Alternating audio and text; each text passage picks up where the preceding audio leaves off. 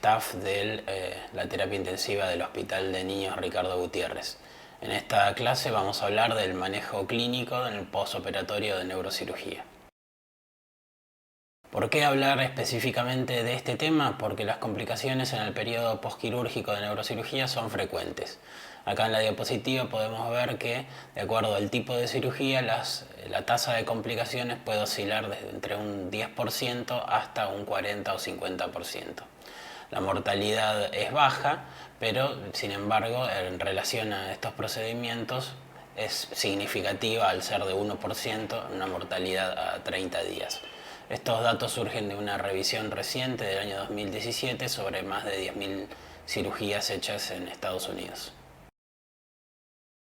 Tratándose de una situación que es posterior a un procedimiento programado, uno tiene que fijar objetivos, y los objetivos que tenemos en el cuidado postquirúrgico de neurocirugía son un monitoreo frecuente, evitar las complicaciones y el manejo de una homeostasis ligeramente distinta a la habitual.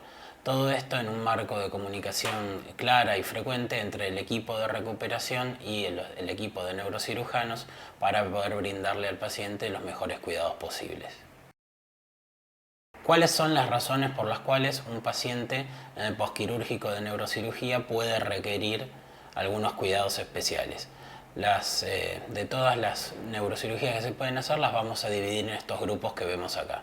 La más común es el postquirúrgico de resección de tumores cerebrales, sean supra o infratentoriales. Vamos a esperar diferentes complicaciones. La reconstrucción de malformaciones craneofaciales, la cirugía de malformaciones vasculares, la cirugía de la epilepsia y el traumatismo de cráneo, que tiene sus particularidades que se vieron en otra de las clases.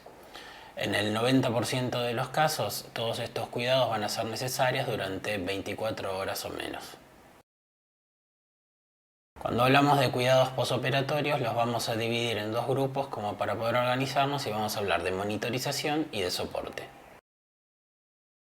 Vamos con la monitorización. ¿A qué nos referimos cuando hablamos de monitorización o monitoreo?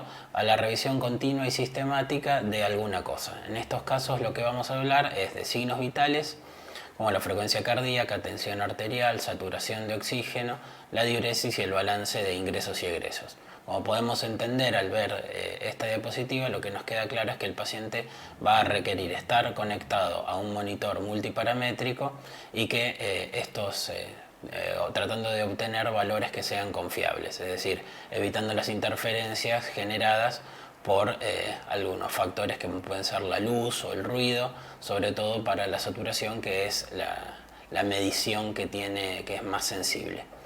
El examen neurológico rutinario lo que va a comprender es el nivel de conciencia, en el caso de que el paciente se espere que haya recuperado su nivel de conciencia después de la cirugía, la simetría y el tamaño de las pupilas y la sensibilidad y dolor de diferentes regiones corporales.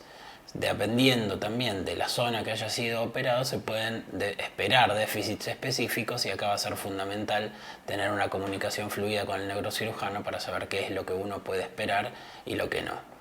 Se realizarán imágenes también dependiendo de cómo sea la evolución clínica del paciente, como pueden ser tomografía computada o resonancia magnética, y en caso de requerirlo, aunque es poco frecuente en este periodo, la monitorización de la presión intracraneana o la búsqueda de patrones de hiperemia o vasoespasmo a través del Doppler transcraneano.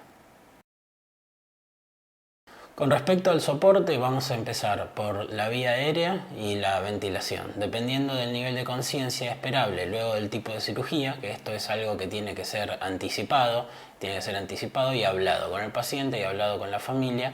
Puede llegar a ser necesaria la ventilación mecánica durante 24 horas o a veces un poco más.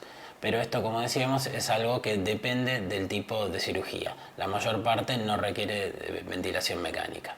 Con respecto al manejo de fluidos, igual que en cualquier posoperatorio, pero más específicamente en los neuroquirúrgicos, es fundamental usar soluciones isotónicas.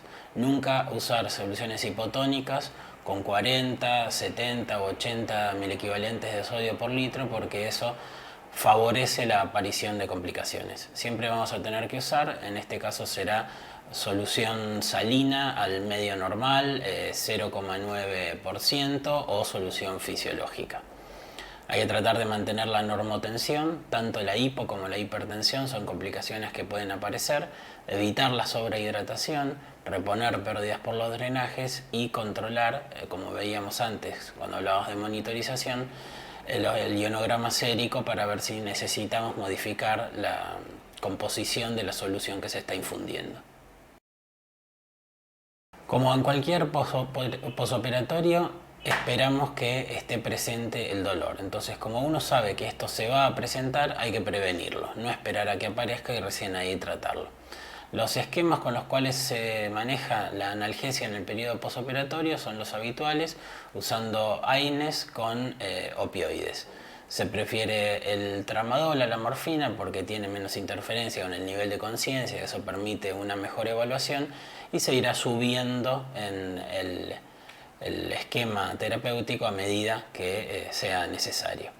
Otra de las complicaciones que se presenta en hasta el 40% de los pacientes son las náuseas y los vómitos. Así que esto también es algo que hay que prevenirlo usando drogas como ondansetron, metoclopramida, aunque la metoclopramida es poco útil en este caso, pero bueno, si uno no dispone de ondansetron, la metoclopramida se puede usar, y dexametasona, que no está muy claro cuál es el mecanismo por el cual actúa, pero se suele usar en muchos protocolos de manejo postquirúrgico.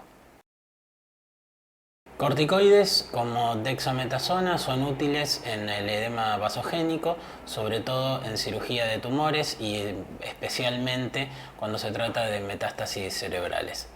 Y lo que se suele usar es la dexametasona a la dosis habitual de 0.6 a 1 miligramo kilo día. La prevención de convulsiones con drogas específicas es controvertido. Hay algunos que dicen que si bien se puede usar, no es tan claro qué cantidad o qué proporción de convulsiones se logran frenar o se logran prevenir usando estos esquemas, pero en la mayor parte hasta el momento de los protocolos postquirúrgicos se suele incluir un anticonvulsivante como fenitoína o levetiracetam. Otra de las complicaciones que pueden aparecer y que donde está indicado hacer profilaxis es la infección del sistema nervioso central, es decir, meningitis postquirúrgica. Se recomienda usar cefalosporinas de tercera generación como ceftriaxona y cefotaxim y eventualmente vancomicina de acuerdo a la flora que haya en el centro donde se esté operando el paciente. Lo que se recomienda habitualmente es dar una dosis prequirúrgica 20 o 30 minutos antes de la cirugía, una dosis intraquirúrgica si es que la cirugía se prolonga más allá de 4 horas, y lo que es más controvertido es sostener la profilaxis por 24 horas posoperatorio. Nosotros recomendamos sostenerla, pero con un nivel de evidencia bajo. ¿Cuáles son los trastornos del sodio que se pueden presentar en el postquirúrgico? Básicamente son 3. El CIHAD, el síndrome perdedor de sal cerebral, y la diabetes insípida. ¿Qué es el CIHAD? Es el síndrome de secreción inadecuada de hormona antidiurética. Muchos son los factores por los cuales se puede presentar esto en un postquirúrgico, como ser dolor, ansiedad, el uso de opioides. ¿Y cómo lo vamos a diagnosticar? Por un paciente que tiene hiponatremia en un estado euvolémico, oliguria y un sodio en orina incrementado. Se previene usando soluciones isotónicas y el tratamiento de la hiponatremia se hará según pautas generales, en principio solamente con fluidos isotónicos, y si se vuelve sintomático o el sodio en sangre está por debajo de 120, se tratará de acuerdo a como vimos en la clase específica del tramo 1. Con respecto al síndrome perdedor de sal cerebral, es un síndrome poco frecuente que en general lo que pasa es que se sobrediagnostica y son pacientes que se presentan con una natriuresis anormalmente alta. Estamos hablando de concentraciones en sodio concentraciones de sodio en orina por arriba de 140 miliequivalentes por litro, acompañado de hiponatremia y de poliuria. Se suele presentar en tumores, en cirugía de calota y en cirugía de la hidrocefalia. El tratamiento, como siempre, es el habitual de la hiponatremia más el uso de fludrocortisona, en este caso especial, porque hace que se resuelva más rápido. El tercero de los trastornos del sodio que habíamos hablado es la diabetes insípida central, que la vamos a identificar como un paciente que produce una diuresis anormalmente alta, ¿sí? Pacientes con ritmos diuréticos de más de 3 mililitros kilo hora en el periodo postquirúrgico hay que sospecharlo, hay que hacer un ionograma en orina, hay que hacer un ionograma en sangre y ver qué es lo que está pasando. Se suele presentar en tumores hipotalámicos o hipofisarios, el más común el craneofaringioma, y el tratamiento es la utilización de desmopresina. Otras complicaciones que pueden aparecer en el postquirúrgico son el edema cerebral, la hidrocefalia, en virtud de por ahí una cirugía que termina afectando el mecanismo de circulación del líquido cefalorraquídeo, o las hemorragias que pueden ser intracraneanas o extracraneanas. Con respecto a enfocarnos de acuerdo al tipo de cirugía que se haya realizado, las más comunes son las de tumores, porque los tumores del sistema nervioso central es el tipo de cáncer más común en pediatría. Cuando los tumores son de fosa posterior, cabe esperar en el periodo postquirúrgico complicaciones como hidrocefalia, neumoencéfalo por la postura que tienen que tener los pacientes y obstrucción de la vía aérea. Hay que tener cuidado con esto porque es frecuente que cuando se presenta la obstrucción no sean fáciles de intubar. Y en el caso de ser tumores supratentoriales, las complicaciones que más comúnmente se presentan son las convulsiones, hematomas intraparenquimatosos y edema cerebral. El segundo grupo en orden de frecuencia son las malformaciones craneofaciales, dentro de las cuales las más comunes son las craniosinostosis o cranioestenosis. Las complicaciones que suelen presentar este tipo de cirugías son hemorragias. La incisión del cuero cabelludo y la incisión del hueso suelen generar importante pérdida de sangre y a veces esto incluso no termina de resolverse durante la cirugía, sino que pueden presentar hemorragias importantes en el periodo postquirúrgico.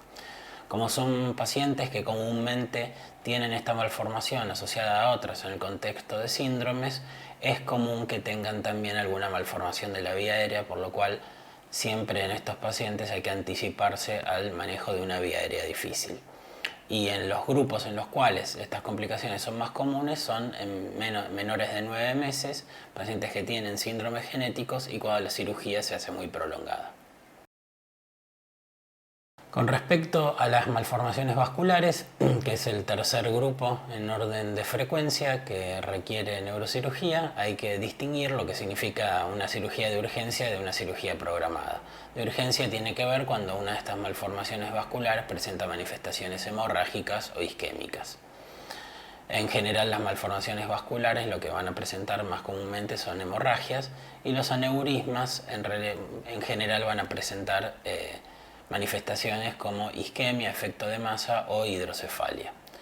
En estos casos, sobre todo en los aneurismas, que suelen presentarse con hemorragia subaracnoidea, es útil el Doppler transcraneano para buscar patrones de vasoespasmo y en el caso de estar presente, tratarlo con el uso de vasodilatadores como la nimodipina, logrando una euvolemia y una hipertensión arterial inducida. Todas estas complicaciones eran más frecuentes antes cuando había más neurocirugía de la forma convencional y como este tipo de patologías crecientemente se van resolviendo con tratamiento endovascular, las vemos cada vez menos.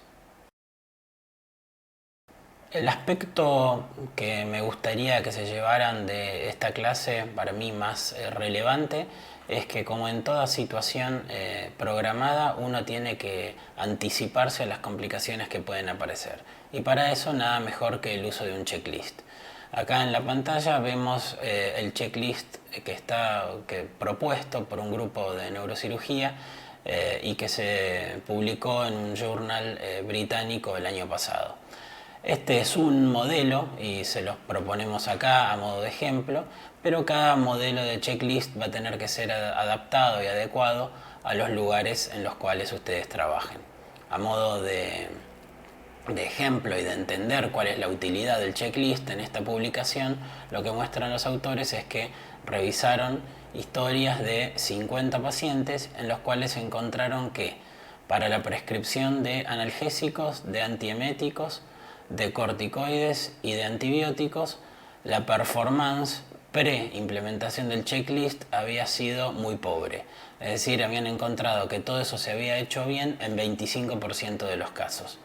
Luego de la implementación del checklist, lo que encontraron son, más allá de tener una buena adherencia, como ven acá el checklist es breve, tiene que ser breve para poder implementarse y que para lograr buena adherencia y que todos lo usen, y lograron tasas de correcta prescripción de estos 4 grupos de drogas cercanas al 100%. Así que tanto acá como en otras situaciones en las cuales uno se pueda anticipar a las complicaciones que puedan ocurrir, es fundamental trabajar con checklist porque es una herramienta de muchísimo valor y que aporta a la seguridad de los pacientes.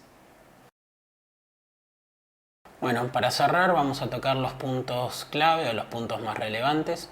Lo fundamental es una monitorización frecuente. Acuérdense que por monitoreo vamos a hablar del examen seriado, en este caso neurológico, más los signos vitales que uno registra habitualmente.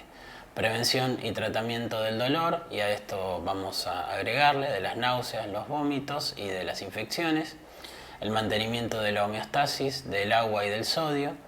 ¿Y qué hacer frente al deterioro neurológico? Buscar a ver si hay alguna causa estructural. Para eso una tomografía rápida nos puede mostrar si el paciente tuvo una hemorragia tuvo una hidrocefalia aguda, que son las complicaciones más comunes. En el caso de que la tomografía sea normal y no se encuentre ninguna anomalía estructural, pensar en infección, epilepsia, compresión del tronco del encéfalo o incremento de la presión intracraneana. Y fundamental, a lo largo de todo este trayecto, el trabajo en equipo, mantener buena comunicación entre los médicos clínicos, mantener buena comunicación con los enfermeros y una comunicación también muy fluida con el neurocirujano, que es quien nos va a poder orientar para ver si la evaluación que estamos haciendo es esperable para ese paciente en ese nivel de evolución del periodo postquirúrgico.